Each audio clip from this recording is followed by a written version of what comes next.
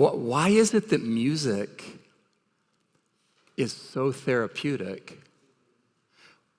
What is it doing to us? It's amazing, isn't it? I mean, it's going into our ears and registering in our minds and our hearts to create a kind of sense of order and well-being, isn't it?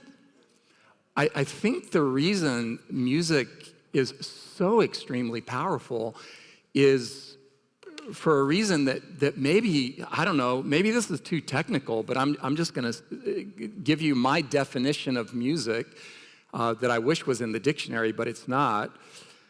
Music is emotionally rendered math. It's a series of equations, actually. Anybody who's classically trained knows, now there are people who play by ear, they just come out of the womb with musical talent and they don't know that they're doing math. But when you're doing music, you're doing a very high level of emotional math, is what's happening. And that's why when you hear beautiful music, it creates a sense of order. It reorders your emotions. And it brings a sense of peace on a deep level. Thank you. When Zork, when you said you're going to do Curtis Mayfield, I thought this brother's going to do Superfly in the church. Afternoon service. We close on that note. So good. I don't know why that's going off and on. But hey, Nick, I know you can hear me, so go ahead and do what you're doing, but you can hear me. What was that song that he did about Jesus being low? What was that? Christ is lowest. Okay, I've never heard this song, but I don't know if you guys are familiar with the work of Carl Jung, the psychoanalytical dude that kind of went off from Freud and became his enemy. But Carl Jung made the most profound observation about God. He said, modern man can't see God because he doesn't look low enough. Modern man, I think I'm quoting it word for word. You can look it up. Correct me if I'm wrong. But modern man can't see God because he doesn't look low enough. Doesn't look low enough. If you want to find God, you're going to have to look low. You're going to have to look at places that you don't intuitively think you have to look to find God. I mean, we think, I need to find God. Look up in the corridors of power. I want to find God. Certainly he's at the White House, man. Certainly he is. He's doing whatever he can do, wherever he can do it. But God, is there a song by Michael Card? One of the lyrics, I don't know if the title of the song is something like "Distressing Disguise." Is there a song by Michael Card with that kind of language in it? Distressing disguise. God showed up in a distressing disguise. If you want to find God, you got to look low. We should be speaking of the almighty weakness of God. We should be speaking of the almighty, the omnipotent weakness of God. That's what we should be talking about. So is that thing going to work? Well, I can just do it with it going on and off because it's probably going to be on enough to pull it off. It looks like it. Should I just go, or what do you think? Switching what? Anyways, I want to begin while you guys are doing that. Can I go ahead and jump into, because, okay, so good morning. All right, so sometimes when the preacher is preaching, I don't know if you've noticed this, there are distractions in the audience. Have you noticed this? So I was preaching one time and there was a major distraction on the front row to my right. There was a couple, and they were in full-on flirt. They were flirting on the front row. I don't mind flirting in church, but you should do that in the balcony. But these were on the front row. I thought they're newlyweds. What's going on with these people? They're looking deep into one another's eyes, a little bit of touchy-touchy going on. I thought, they're about to kiss right on the front row. And I thought, you know what? I wish they would actually listen to what I'm about to preach, because I think it might help. I think it might help. I think it might be a blessing. But they were completely fixated on one another. So I thought, I got to meet these people, because I like meeting people who are in love. So I thought, I'm going to meet them. So afterwards, after I was done preaching, I went and I said, hey, I'm Ty. I know you didn't hear a word I said. But it's a pleasure to meet you. And they introduced themselves. This was a married couple named Conrad and Portia. Now, this couple had a very interesting story. Their story was that they met. Now, this is going back a while. You might know this language. You might not know this technological language. They met in a chat room online, a chat room where people show up with their words on screen, right? So they met. She was East Coast. He was West Coast, right? And they were in a chat room, I don't know, 50, 100 people in there talking about whatever the people were talking about. And he noticed her in the form of her words. And she noticed him. And if you want to, in those chat rooms way back then, you can pair off, right? And so he said something like, hey, I'd like to talk to you more about this interesting subject that we're talking about. And so they exchanged email addresses. Email is intimate. Email, this was dangerous, but they did it. They took the plunge. They got each other's email addresses, and they began emailing back and forth. East Coast, West Coast. And as they're emailing back and forth, they're just talking about everything. You know, what they like, what they don't like, what their favorite foods are, kind of music they like, their background, their family histories. They're just exchanging thoughts back and forth, right? The words are appearing on screen over and over again. Next thing you know, they're good friends. And the friendship then begins to develop because they're divulging so much, right? And the friendship begins to feel romantic. And Conrad had a roommate who was watching some of this day by day over his shoulder as Conrad's fingers were poised on the keyboard, typing things. And he watched it go from, hey, what's your favorite color, to, what color are your eyes? You know what I mean? The moment it goes from what's your favorite color to what color are your eyes, you see what's going on here? And his friend, his buddy has his best interests at heart. He's like, dude, you need to be careful. This is dangerous. This is more dangerous. What you're doing is dangerous. It's more dangerous than skydiving without a parachute. What you're doing is not smart. He said, what do you mean? He said, well, you don't even know this girl. He said, no, I do know her. I know her. I know everything about her. We've been emailing for months. I know this girl. He said, dude, you don't know her. You've never seen her. And apparently, all men are 10 years old at a certain stage of their adult development. Yeah? You've never seen her. Leave me alone. I know this girl. And, oh, you know her. No, you don't know her. You've never seen her. Well, the day came when Conrad's fingers were poised on the keyboard and he was typing, and his friend, kind of nosy, looking over his shoulder, he saw he's about to pop the question. Will you marry me? And his friend is like, no! Whispering in his ear like a demon. And he says, and then his friend got the best of him and brought him down to his level. Will you mail a photo? To which Portia responded, no, exclamation point, send. Oh, maybe I'm in a predicament here. I don't know what to do. And then she sent another email, and she said, I'll send a photo, and I'll ask you for one. But then she said something very female, very mature.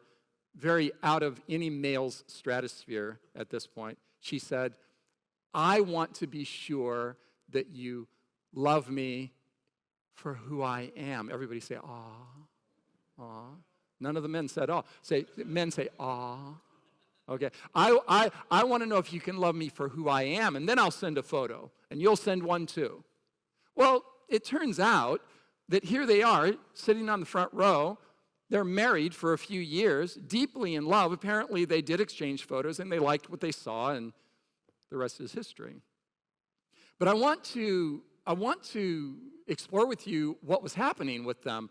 They were having what I'm going to call an encounter of character. An encounter of character. An encounter of character.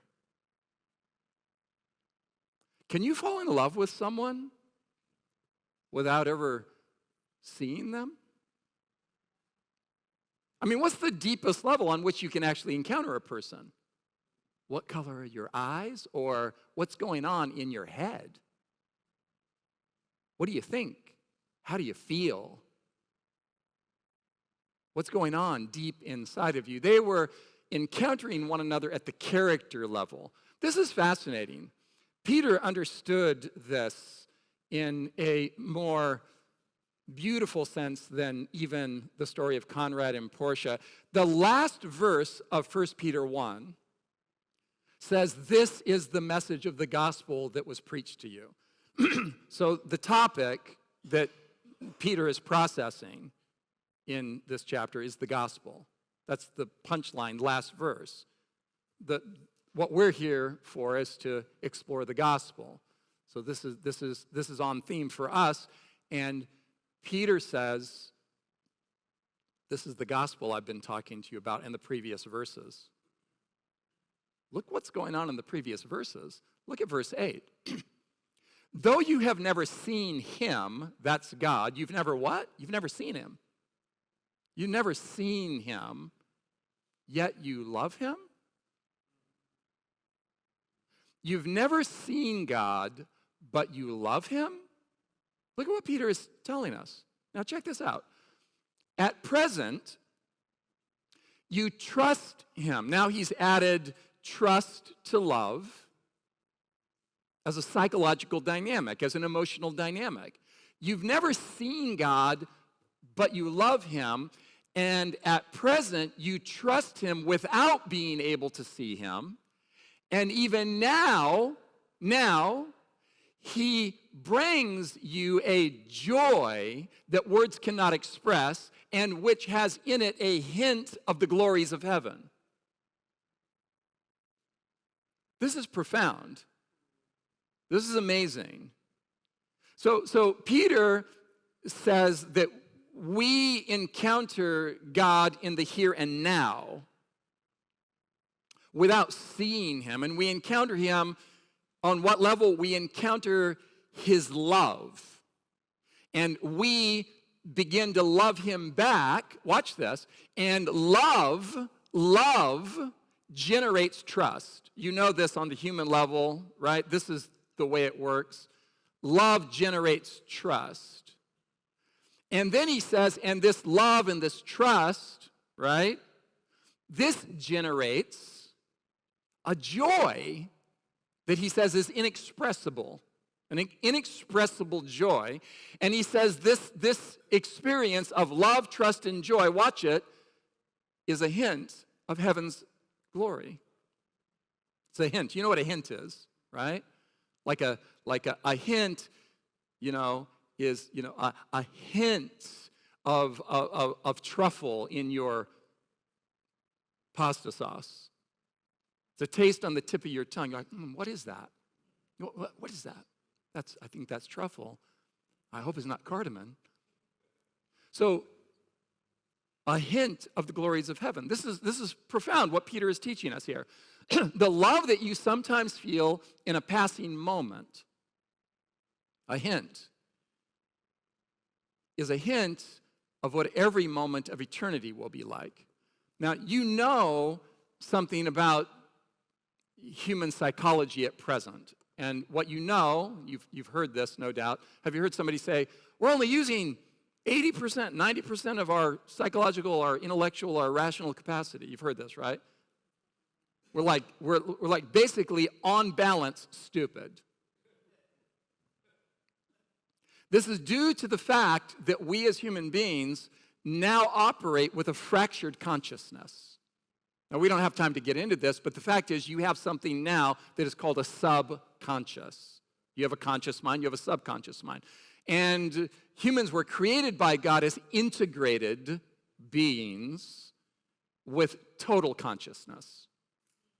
And what happened when the selfishness principle was introduced into human psychology is a necessary fracture of consciousness occurred, and everything that we find uncomfortable, namely our shame, we, according to Scripture in the book of Job, we press it down in our bosom, which is a biblical poetic term for our subconscious. Job says, I hid my iniquity in my bosom. That's where I hid it. I hid it in my bosom. I pushed it down into the dark caverns of my subconscious realm, right? Now, because of shame is the most unbearable psychological phenomenon that a human being can experience. It has to be dealt with. You either offload shame by means of being loved, being forgiven, and knowing that you are. The shame is offloaded. Or you bob and weave and self-preserve by any number of self-medicating mechanisms. You become a master of psychological disguise to yourself. That is to say, the sin problem created a split consciousness in humanity so that we now have a subconscious mind that we are constantly evading because we don't want to experience or to face or to process certain things about ourselves, things that we've done and things that were done to us. Okay, so because of that, we have this kind of experience. I know you've had this experience. You're sitting in maybe your favorite chair. You got some Rachmaninoff playing softly in the background, or some Curtis Mayfield, whatever you prefer. And you're sitting there, and maybe you're reading something, or maybe you're just looking at the hummingbirds outside your window, or maybe you're from a distance watching your children laugh and play. But you have what we sometimes call an epiphany, and it's just a hint. It's just a split second. It's just there where you dip into a perfect consciousness of God's love for you. You're like, oh, and then it's gone. We can't sustain it. We're distracted. Okay, so imagine, according to Peter, heaven will be like those hints, those nanoseconds of perfect awareness, high-level awareness, let's call it. Delete the word perfect. That wasn't the right word. High-level awareness of God's love. Like, God is so amazing. You feel it for a second, and then it's gone. And then it's gone, right? And then life is mundane, and you get back to doing life in your regularly normal, subconscious, stupid state. So then what happens? Then what happens is you long for those moments. You long for those moments. Well, Peter says that when you experience love and trust and joy in the here and now, that this is a hint of the glories of heaven.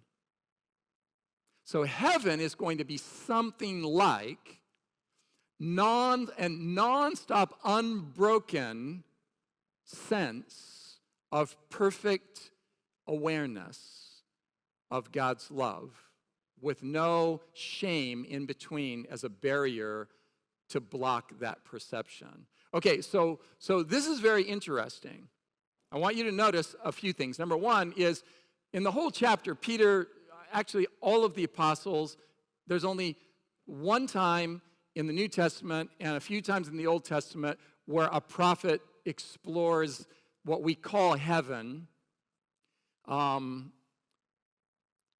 with regards to the material amenities. Like it's going to be posh, streets of gold, mansions of plenty. I want to go. You want to go? I mean, it's going to be pretty amazing, right? Everything is going to be amazing. All the material stuff is going to be amazing. We're all going to live forever in luxury, I guess you could say, right? But only a few times in the Bible does any Bible prophet have any interest in that part of it. What the Bible's really talking, what the prophets are really talking about is that the material wealth and the material amenities of the new heavens and the new earth, that's just the environment in which the real thing happens. And the real thing is love and trust and joy. The real thing, it's like, you know the difference in the nuance linguistically, don't you, between house and home? Right? A house is a physical structure, with walls, indoor plumbing, etc.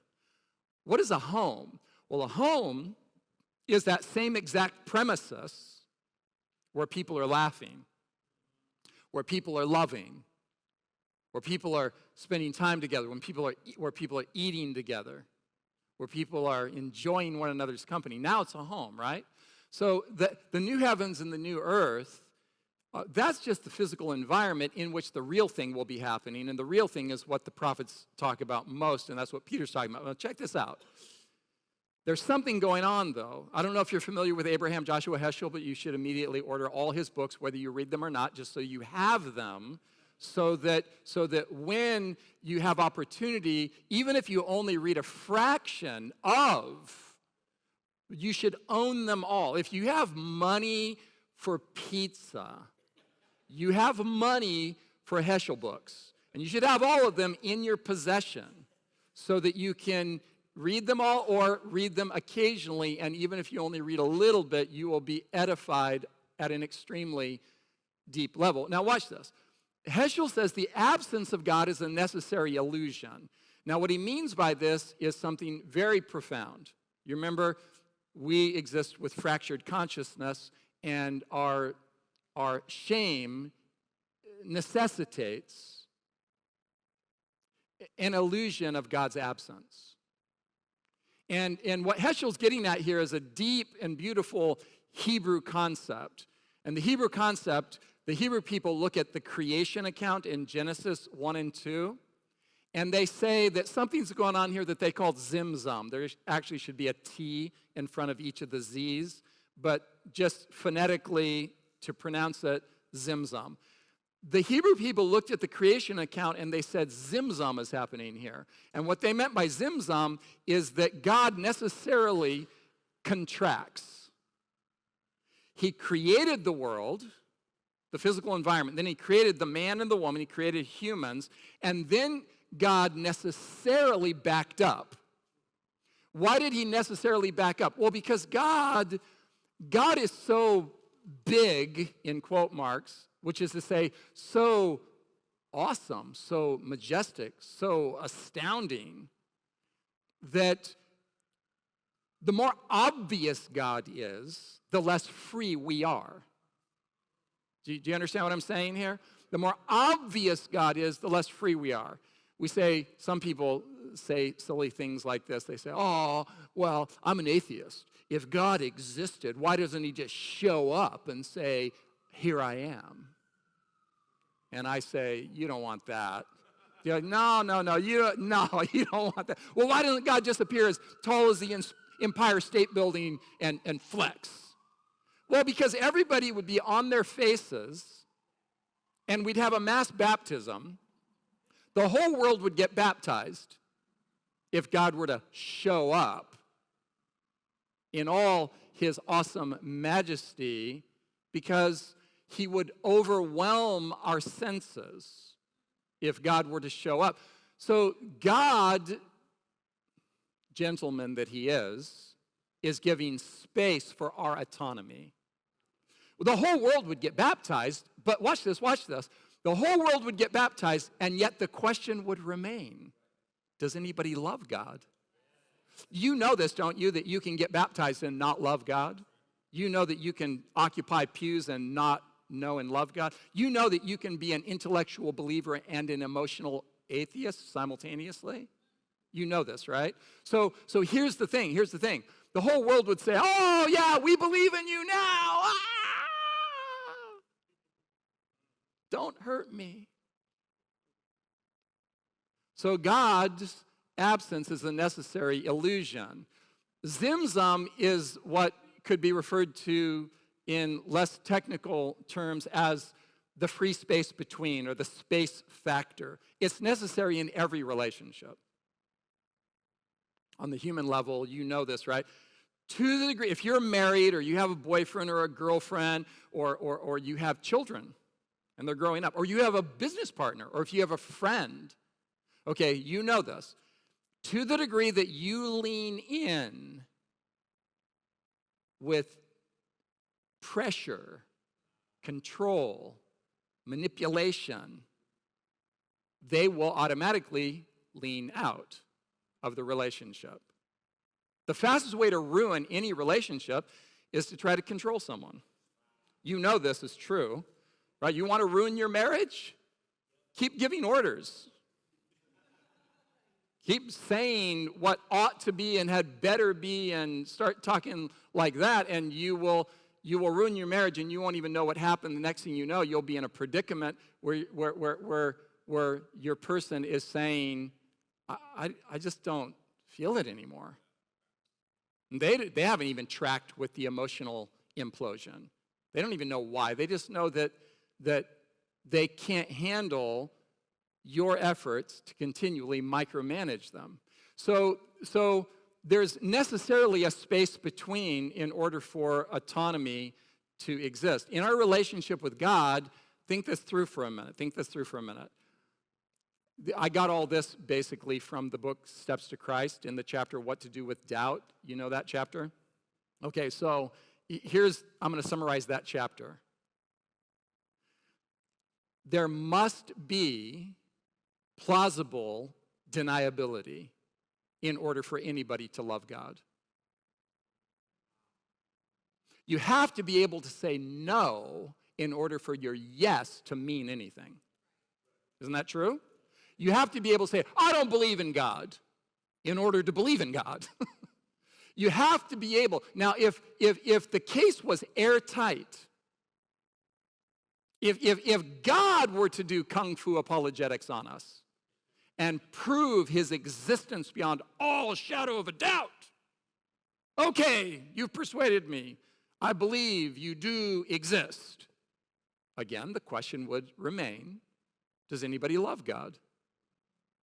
So plausible deniability is a necessary feature of the theological enterprise.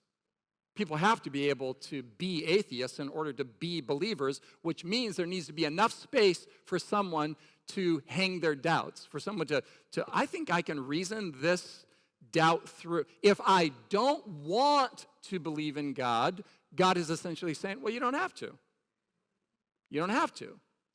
I don't want you to believe in me against your free will. I want you to believe in me on the level of love, trust, and joy.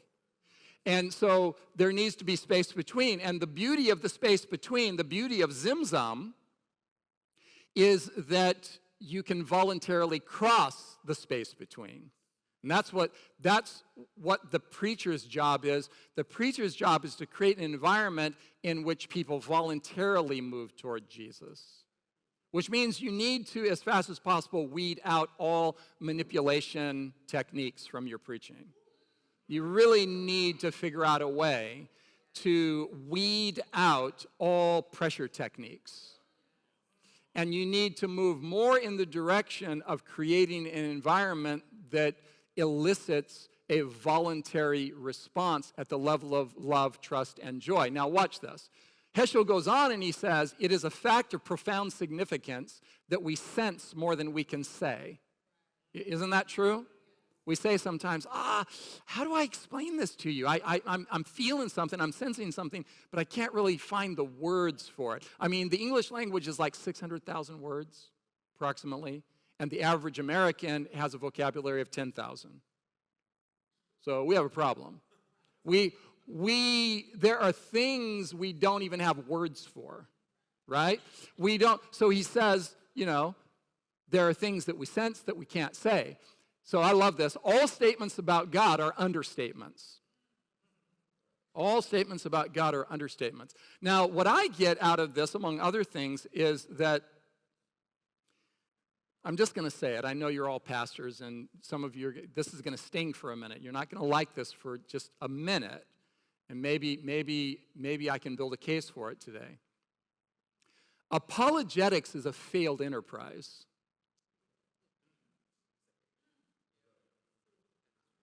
And we need to stop.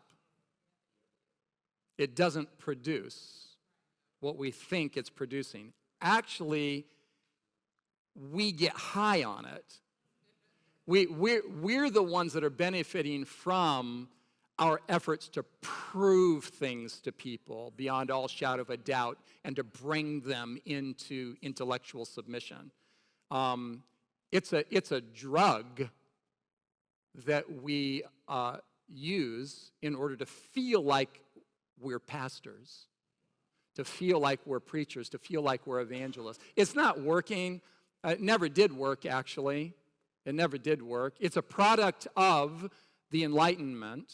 It is listen, there are two ways to process reality, the Hebrew way or the Greek way, and we're all Greeks. We're all Greeks. Our entire educational system, the entire Western educational system is Greek, fundamentally Greek in its orientation. The Greek way of processing information is propositional statements and logical deductions to prove that I'm right. And then you can argue with me if you want and bring your best arguments to the table. But the Hebrew Bible knows nothing about this way of processing information. The Hebrew Bible is a work of art. The Hebrew Bible is mostly songs, poems, stories, and metaphors. The Hebrew Bible is a narrative. The prophets, the Old Testament prophets, listen, you're not going to believe this at first, but just give it some thought. The Old Testament prophets, the Hebrew prophets, were less like professors in classrooms with chalkboards and more like traveling hippies with guitars, but without marijuana. They were singing the truth. They were performance artists. And they were trying to communicate to people in a way that would reach through the intellect, not bypass it, but through the intellect into the heart. The preacher will always be in a crisis of vocabulary. And you think, oh man, this isn't a good thing. No, it's a good thing. Because when the congregation senses the humility of coming short of adequate expression, well, then they will sense that there's wonder and mystery in what you have to bring to the table. Right? But if you have all the answers, if you can answer all the questions and you never, ever communicate a sense of wonder and awe, then you're going to produce intellectual converts that move through the motions of religion, but you're not going to produce people who are head over heels in love with God. We have an awareness that is deeper than our concepts. Isn't this true? Isn't this true? We possess insights that are not accessible to the power of expression. We should be leading our congregations and those that we teach. We should be leading people in a direction where, yeah, I'm teaching, I'm preaching, and simultaneously I need to be here with them. I need to be like in awe of the thing with them. I need to be like, do you guys understand what I'm saying? Of course you don't. Me neither. It's just so, God, it's so, I wish I had better words to bring to this subject, but God's love is so profound, it's so high, it's so beyond. Do you feel it? Let's sing another song. Let's sing another song. Because if we sing a song, then we can feel what we can't explain, right? So you can know with your heart what cannot be known with your mind or articulated with your tongue. Isn't that true? I told my mom when I was 18 years old that I was now a Christian, and she said, "No, you're not. Stop it. Quit messing around." Because I was hardcore skeptic. I was atheist. I was so deeply embedded in unbelief that my mom thought I was lying when I said that I had become a believer. And it all happened to me in the space of like an hour. And before that, I was just like, I had all the arguments against it, right? And I said, "Mom, I'm a believer now." And she said, "No, you're not." But I couldn't explain it. I could explain very little. I didn't know most of the things you're supposed to know. And yet I was a Christian with the bare minimum of knowledge that I could explain. I was already there in totality without the totality of the script.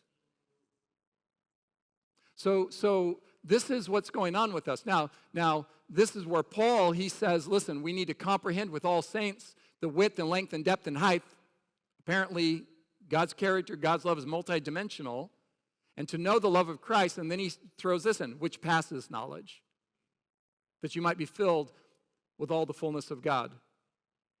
What is he? You need to know things you can't know. You need to know things that surpass knowledge. You need to grasp things that are beyond grasping. Yes.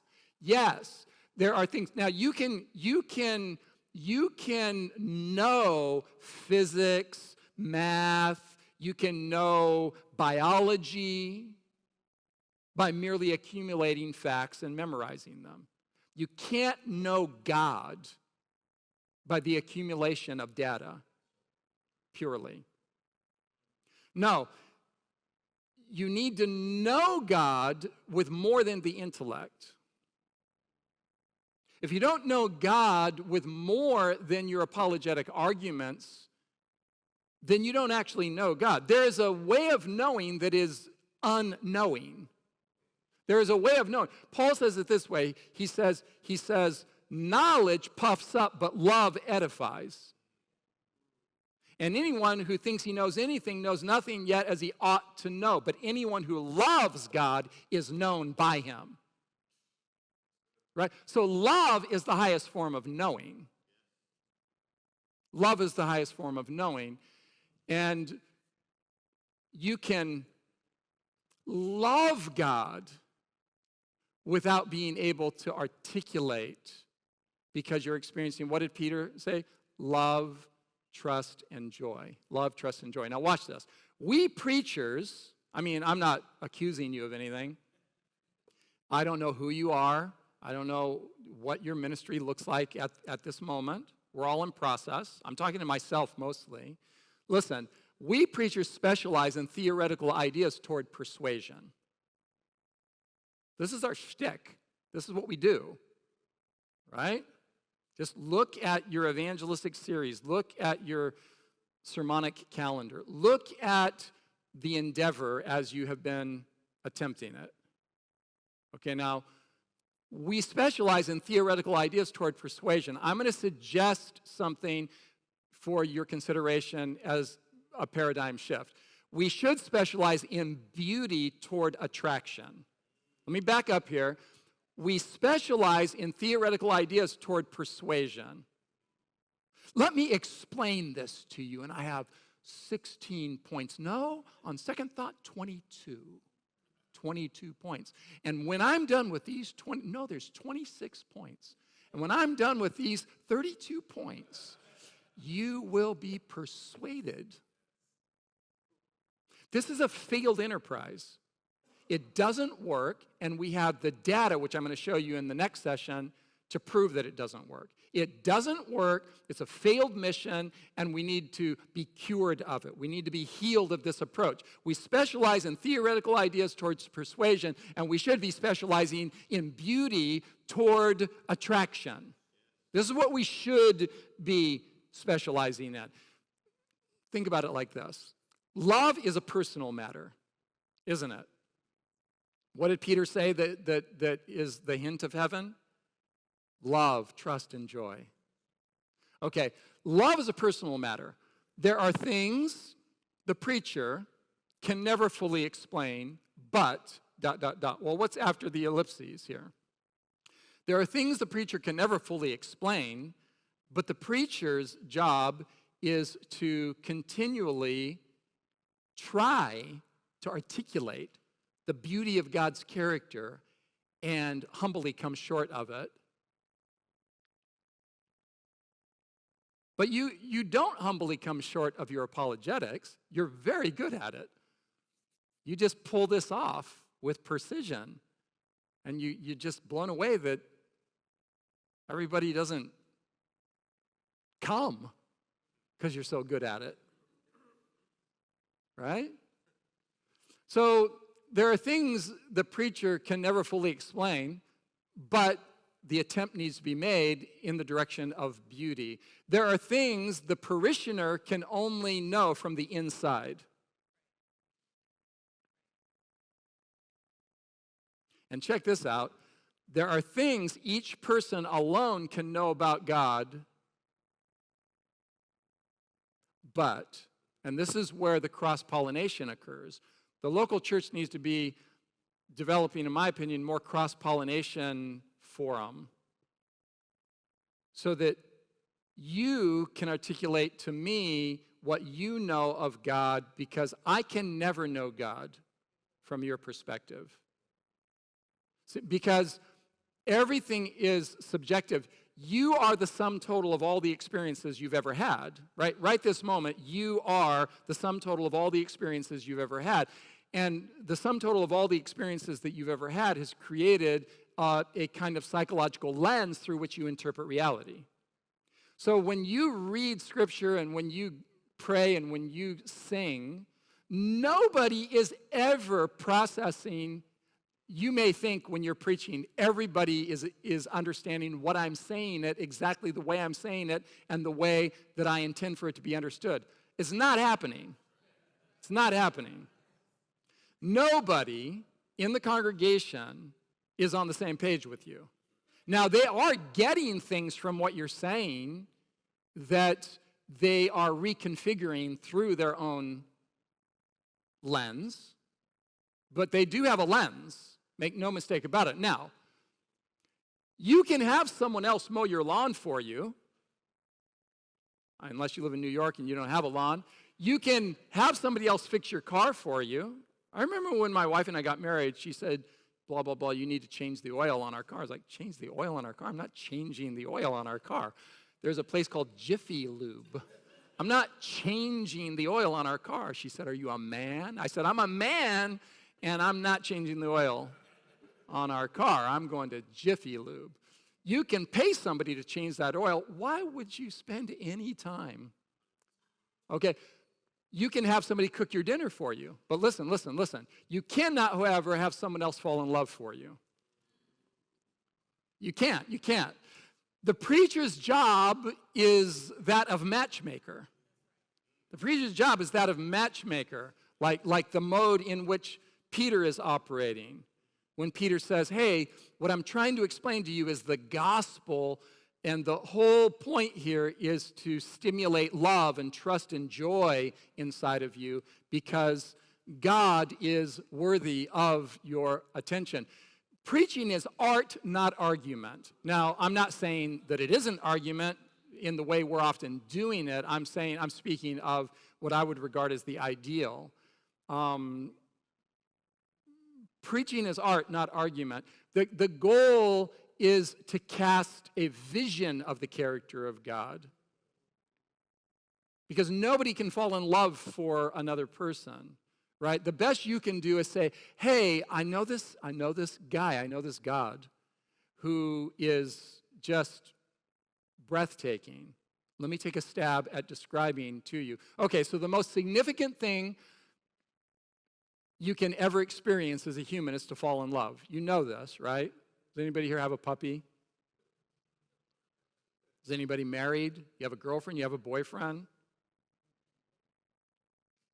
Have you ever given birth?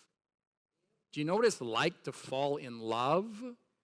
Okay, the most significant thing you can ever experience as a human being is to fall in love. And the most significant person you can fall in love with is God. And the only way to fall in love with God is to engage with him in a long-distance relationship for yourself, like Conrad and Portia. Something's going on. I mean, why did God approach us with words on paper rather than spectacle? Because what were Conrad and Portia? They were encountering one another at the level of character. And Portia said that lofty thing. She said, I just want to know if you can love me for who I am, and then I'll send a photo. Right?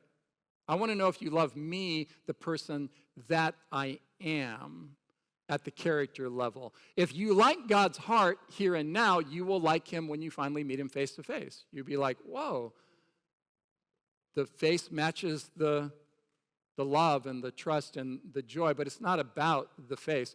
We're called upon as preachers to facilitate a long-distance love relationship between our parishioners and the people and the God of the universe. And the way that we should, in I guess what I'm trying to say to us is that we need to be approaching people as holistic creatures who not only think thoughts but feel feelings. And we need to be approaching them in such a way that we're not simply trying to prove things, but rather trying to paint a picture that they will find voluntarily attractive. So I was told I had 45 minutes. That was 45 minutes and 43 seconds. So we're good. Okay, so that's that one. Okay.